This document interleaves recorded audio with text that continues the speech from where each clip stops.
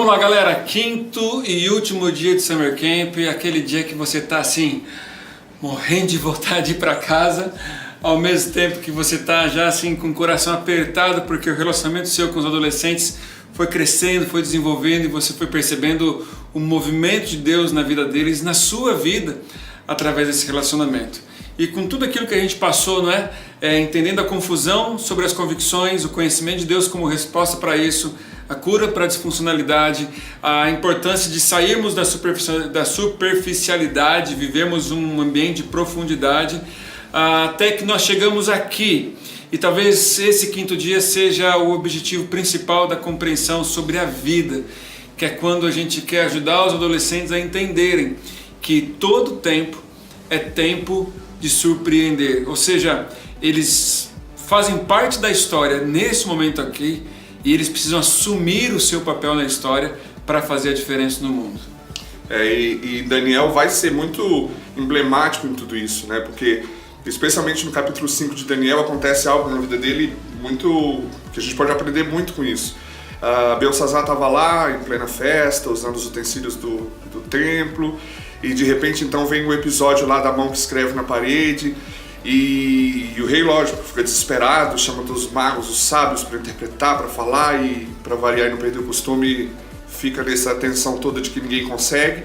Mas aí a rainha mãe chega e fala: opa, fica calmo, não precisa ficar pálido, tão nervoso assim, porque eu tenho a solução, né? Qual que era a solução que ela tinha para apresentar? Daniel. Né? Ela lembrou de Daniel, ela lembrou que entre os magos ali, os sábios ali, existia um que tinha o espírito dos deuses, o espírito de um deus, né? E a gente vai saber o que exatamente ela estava querendo dizer.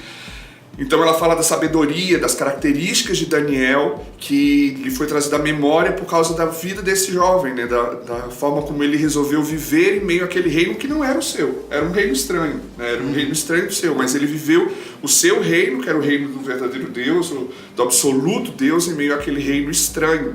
E aí ele foi lembrado dessa forma. E é muito interessante porque acontece uma coisa que eu estava lendo agora há pouco ali, que quando Daniel chega e o rei faz todas as promessas, se você, né, interpretar e tal, vou te dar isso, daquilo e tal, ele fala, eu acho ele meio secão, né, mas eu fico imaginando Daniel falando isso, ele diz: não, guarda seus presentes aí e dá para outro, eu não quero, mas eu vou interpretar, né? Então assim, ele não negocia, essa é uma marca na vida dele. Então fazer parte da história, assumir o seu papel na história também tem a ver com o fato de você ser lembrado de forma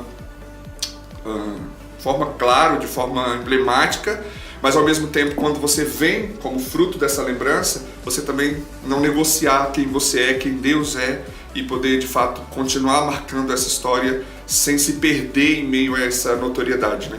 Assumir o seu papel na história, como a gente aprende com Daniel, tem a ver com você viver desejando a excelência, você fazer bem tudo aquilo que te é proposto, porque você está representando um reino.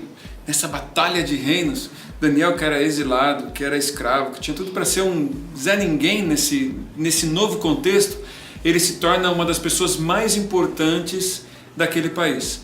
Mas isso não aconteceu repentinamente. Daniel tinha uma compreensão de que havia como que um mapa da história, onde uma etapa ia levando a outra, e nessas etapas, cumprindo todas elas com zelo, uma ia conectando a outra para chegar no momento que chegou. Então, em todas essas fases, Daniel foi uma pessoa influente, nunca negociou seus valores, mas sempre fez tudo de maneira excelente. Sempre fez isso tudo muito bem feito. Então, o mapa da história é algo que a gente precisa compreender. Cumprir as etapas da vida com excelência. Uma outra coisa que é muito importante a gente ressaltar para esse dia, e para as nossas vidas nesse contexto, é a respeito de se expor como uma vitrine viva. Daniel nunca deixou de ser alguém que cumpria com a sua fé em Deus, nunca escondeu a sua fé em Deus por conta de qualquer situação que fosse. Sendo vitrina viva, ele expunha a sua história, ele expunha a sua vida, fazendo tudo aquilo que ele fazia. Ou seja, ele se apresentou como um referencial, e como o mundo e essa geração precisa de referenciais. Em cada detalhe da história, a gente vê Daniel se apresentando dessa maneira. E é assim que a gente pode fazer também para ocuparmos o nosso papel na história e sermos essa referência que o mundo precisa.